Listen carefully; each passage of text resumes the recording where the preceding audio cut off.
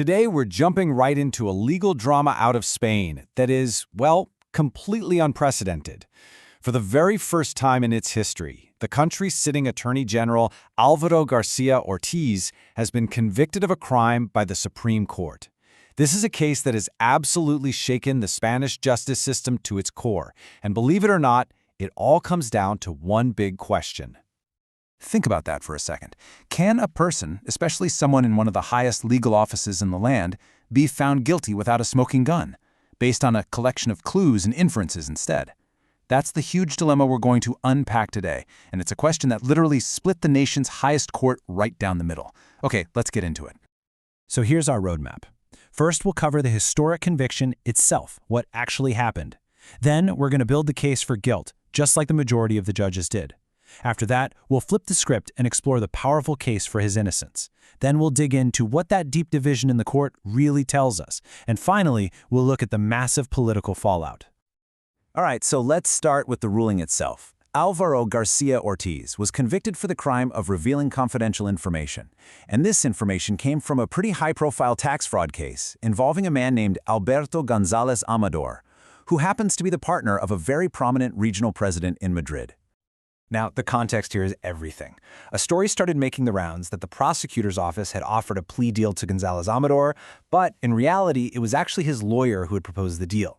So, to fight what he saw as a political hoax, García Ortiz gave the green light for a press release to set the record straight.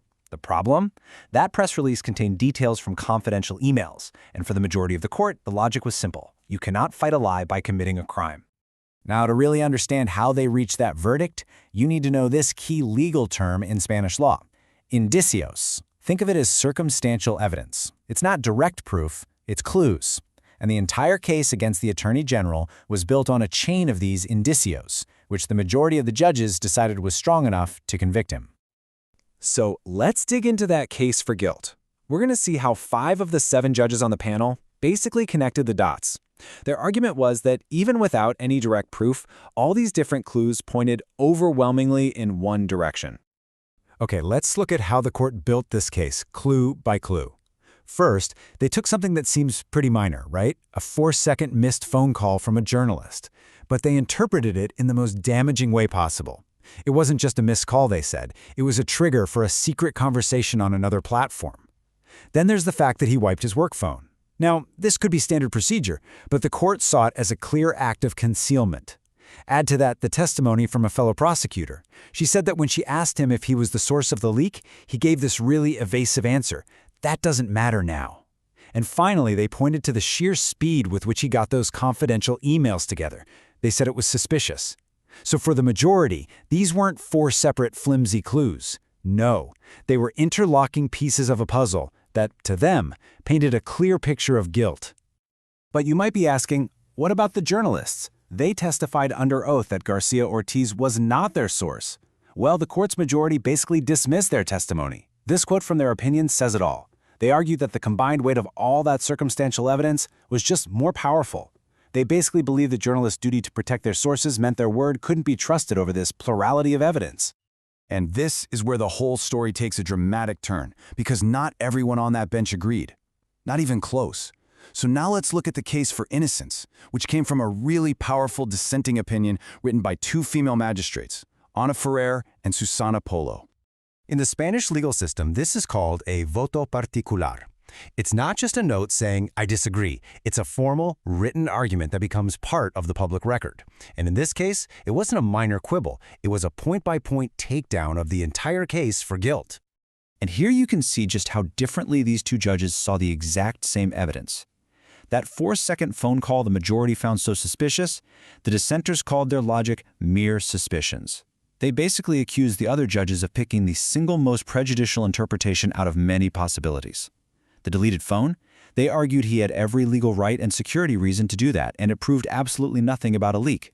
And the journalist's testimony that the majority brushed aside, the dissenters gave it full credibility, calling it firm and unwavering.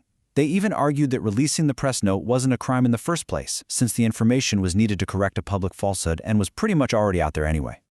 This quote really gets to the absolute heart of their argument. They stated, in no uncertain terms, that the Attorney General was convicted on suspicion, not on real proof. and that this move fundamentally undermined one of the most sacred principles in law, the presumption of innocence. For them, that chain of clues was just way too weak.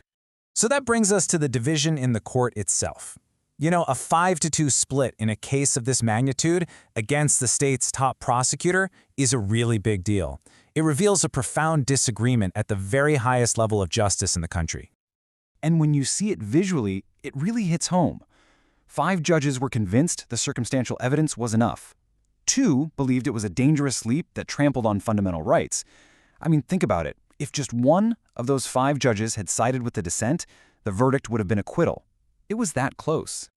So what we're really looking at here are 2 totally competing philosophies of justice clashing in the same courtroom. On one side, the majority view says a strong, logical chain of circumstantial evidence can be enough to convict someone beyond a reasonable doubt. But the dissenting view champions a much stricter standard, that if you don't have a piece of direct, undeniable proof, the default setting must always be innocence. This isn't just some dusty legal debate. It's a huge question about how justice is actually served. And as you can probably imagine, a judicial divide this deep didn't just stay in the courtroom. It immediately spilled over into the political world, basically pouring gasoline on an already raging political fire. The court's division was a perfect mirror for the country's own. The Spanish government, which had appointed Garcia Ortiz, came out swinging. This government spokesperson openly mocked the verdict, basically saying the judges had to write a fictional script to get to their conclusion. They said they respected the ruling, but they made it very clear they did not agree with it. And then, on the complete opposite side, the political opposition seized the moment. They immediately branded Garcia Ortiz a delinquent, using the conviction as definitive proof of corruption at the very top of the government. No nuance, just straight to the attack. But maybe the most telling reaction of all came from the journalist himself, Miguel Ángel Campos, the guy whose 4-second missed call became a cornerstone of the case against the Attorney General. He expressed just total shock. He said that in over 25 years of covering the courts, he had never seen a ruling twist the facts this way, where his simple attempt to do his job was reinterpreted as the start of a criminal conspiracy. And that really leaves us with this final thought. This case was never just about one man or one press release. It was about the very nature of evidence, proof, and innocence.